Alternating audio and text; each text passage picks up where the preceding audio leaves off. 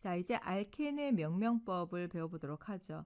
먼저 첫 번째 단계에서는 모체 탄화수소를 명명하는 것이 중요합니다.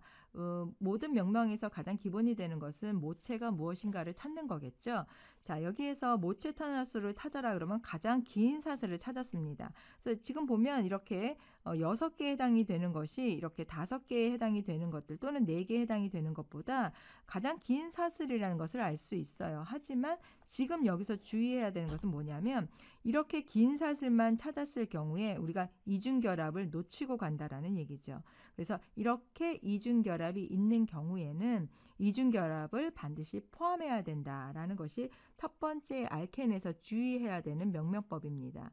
자, 알켄을 우리가 명명할 때는 ANE 대신에 ENE를 붙이는 거죠. 그래서 명명법 자체가 단일 탄화수소에 해당되는 알케인 대신에 이중결합이 있다라는 뜻의 ENE로 명명을 해줍니다.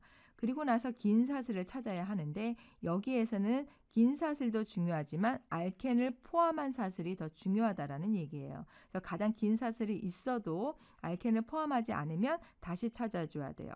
그렇기 때문에 지금 6개의 탄소 사슬을 무시하고 5개이지만 이중결합을 포함하고 있는 그런 탄소 사슬을 찾아줍니다. 그래서 지금은 5개에 해당이 되기 때문에 펜텐이라고 명명을 해주는 거죠.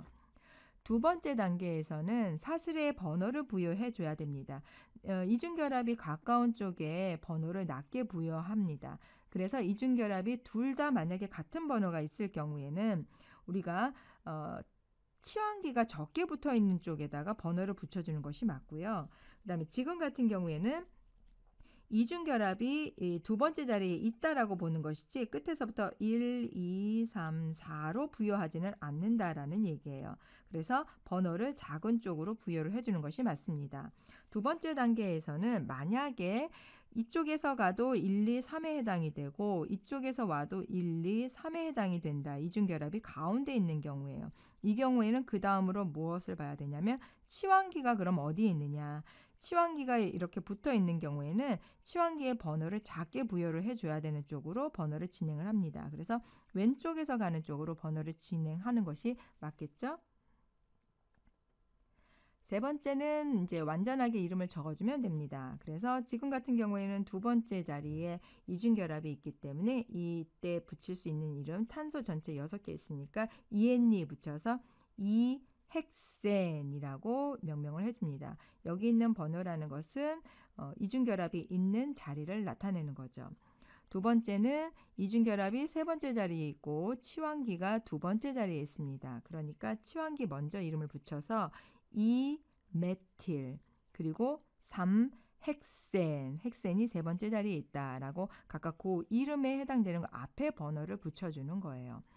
그다음에 세 번째 같은 경우에는 명명을 하는데 이중결합을 끼고 명명을 해줘야 된다라고 얘기를 했었죠. 자, 그래서 전체 이중결합에 해당되는 개수는 1번, 2번, 3번, 4번, 5번으로 갑니다. 6개짜리가 아니었어요.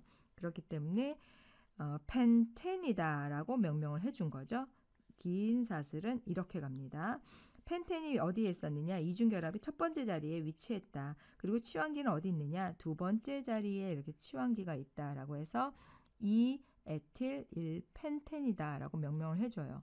그 다음에 여기서도 첫 번째 자리에 이중결합이 있고 두 번째 자리에 메틸기가 있네요. 그럼 이 경우에는 간단하게 2메틸 그리고 1 여기 이중결합이 하나 더 있죠. 그러면 1번 그리고 3번에 이중결합이 있습니다. 그러면 2메틸 1사 부타 그리고 부타에 N이 아니고 다이엔 2개 있다는 겁니다. 그래서 이중결합이 2개 있기 때문에 다이엔으로 명명을 해주죠.